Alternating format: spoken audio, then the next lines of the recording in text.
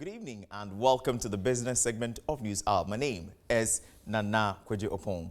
And now delving more into the business world, President Akufo-Addo has stated that the appreciation of the cedi against all major trading currencies is as a result of deliberate policy interventions introduced by government over the last few months.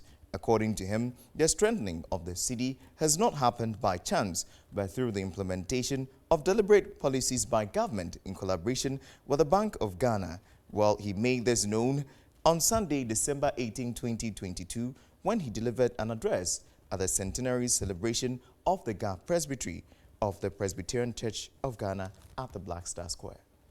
Addressing the congregation, which included the moderator of the Presbyterian Church of Ghana, Reverend Prof. Joseph Obri-Yeboamante, stated that with appropriate policy, determination and hard work on the part of government, things are beginning to turn around. Whilst acknowledging that the country was by no means out of the woods yet, he assured that government will continue to work hard to maintain and sustain the gains made. He added his voice to those of GUTA, GRTCC and others to appeal to manufacturers, traders and transport operators who at the height of the cedi recent depreciation increased prices of goods and services to reduce their prices. Now that it is in view of this that I add my voice to those of GUTA, GRTCC and others to appeal to manufacturers, traders and transport operators who at the height of the cedi's recent depreciation increased prices of goods and services to reduce their prices now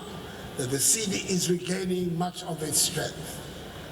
I believe this is not only a fair request, but also a just one. And I urge all of you to join me in this clarion call, so at the very least, we can have a more pleasant Christmas. My fellow Ghanaians, I want to assure you that the Akufo-Addo government is determined to bring even further relief to you and return the economy to the high rates of growth that characterized our development in the 3 years preceding the COVID outbreak in 2020, which made our economy one of the fastest growing in the world at the time. We could only do so if we forge ahead in unity and in faith, and have the belief that by the grace of Almighty God, the fortunes of Ghana under the presidency of Nana Addo Dankwa Akufo-Addo will be restored. I will thus appeal to you to bear with government in this difficult period as we work to chart a path out of the storm. I know times are hard, which are affecting all of us, but this government will not shirk its responsibilities to the people of Ghana to make the hard decisions which hard times demand, which may be painful, just like injections, but we have to take them if we are to be well again and get our economy back in a good place. Now, as part of efforts to help young entrepreneurs become more successful in their field, now Business and Technology Giant Ghana to the Moon has gifted $1,000 to young people to help them as a start-up capital. The CEO and moderator of the initiative, Emil Akolache, says it is an initiative of individuals who are presented with an amount due to how structured their business plan is. He made this known at a business and tech conference here in Accra.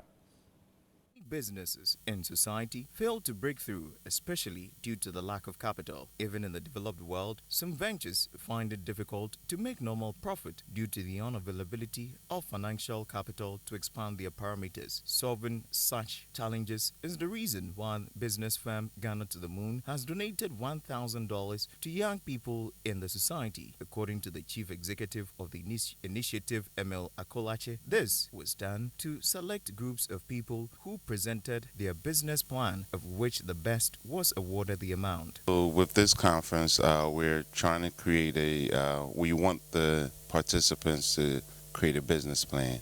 So we're having a pitch competition. Within the pitch competition, we're hoping to create, we will be given an incentive of $1,000, and that incentive is to help those participants create a startup.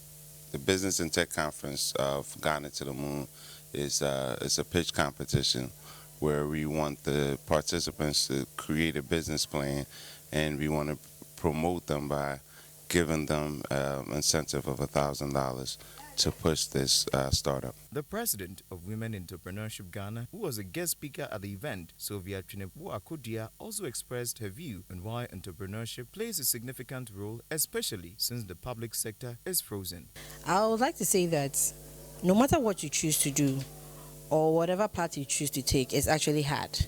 And what I would like to say is that choose your hard wisely. It's hard to be an entrepreneur, and it's hard to be lazy, and it's hard to be hungry, and it's hard to be unemployed. Whatever way, you'd have to choose your hard wisely. And if you want to venture into entrepreneurship, as I said earlier, it's not a feeling. You'd have to develop yourself. You have to brace yourself for the journey, and this includes you learning, or you trying to get information about how you're going to go about your business. And funding is the most important thing. I think that's what a lot of youth talk about right now. I think the youth need to research. Now, still on entrepreneurship, President of Women in Entrepreneurship, Sylvia Twinebu Akodia, says entrepreneurship is not something that people should find difficult to venture into. According to her, money is not really the most important thing to achieve, but rather the readiness to learn. She made this known in a media engagement here in Accra. Not only about entrepreneurship, whatever you want to do or whoever you want to be, you cannot get there, or two people can never get there. The ones are those who do not want to get there and those who quit. Because if you really want to achieve something and you need it badly, you'd find ways to get there. And I know a lot of people in this world have done it. People will say there is no way here, you just find another way to go.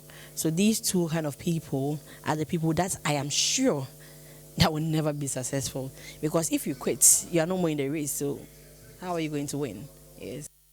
Well, this is how we wrap up business tonight with me, Nana Kwadwo Opong. Up next is business. It's entertainment, sorry.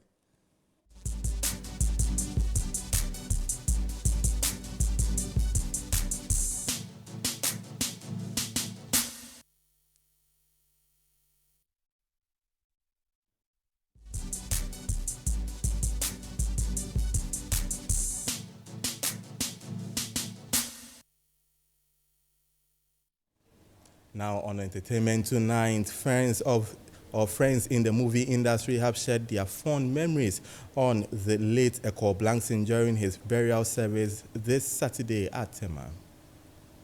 Eko Blankson is an individual who has served his country not only as an actor but as a managing director of various institutions. Eko Blankson acted his role so well in movies that he was well noted for the roles he played, and many people loved him for that. Actress becomes a star by sleeping around with directors. You can never be a star. And that was the turning point. Eko Blankson died on the 3rd of October 2022, and the cause of his death is not known up until now. During his final funeral service at the Precise School Park at Tema Community 1 on Saturday, due to the great leadership roles Eko Blankson exhibited during his line of work as the managing director of TV Africa, staffs of TV Africa were not left out during burial services. Some close relations share fond memories of him. I am passionate about the arts, especially the movie and the acting whole fraternity.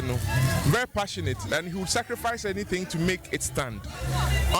Me feel that Ghana has lost because I will be or dedicating who to BBR. He makes sure he encourages people to get along with everybody. I remember in school, you find him with the sixth formers.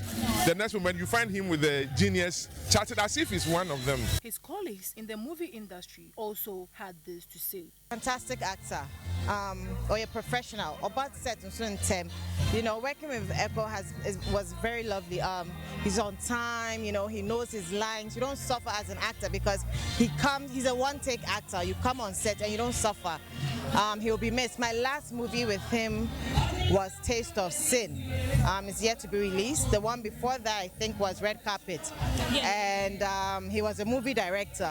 And the younger me had had a scene with him, you know, and that one scene was I had a scene too with him as well, you know, but the scenes I had with him were like, they're all one take. He's a fantastic actor. He brings out the actress or actor in you, and I just want to say, may his soul rest in perfect peace. Was a very smooth talker.